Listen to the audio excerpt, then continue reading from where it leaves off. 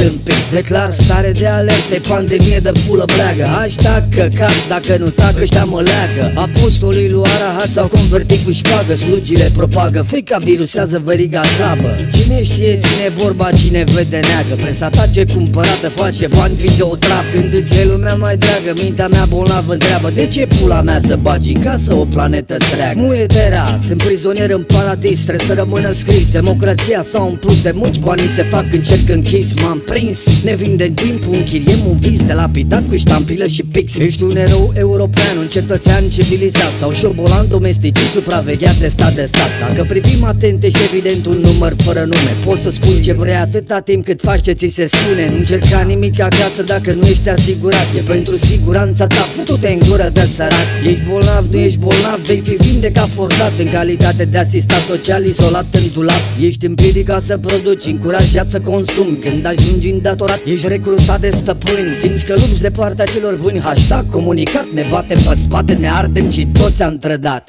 Sticlă și benzină, cârpă și chibrit. Cred în răzbunare, poți să dormi liniștit. Pielea mea nu face doi parcă-s bandiți. Dacă toți avem un preț, tocmai m-am scumpit. Sticlă și benzină, cârpă și chibrit. Cred în răzbunare, poți să dormi liniștit. Pielea mea nu face doi parcă-s bandiți. Dacă toți avem un preț, tocmai m-am scumpit.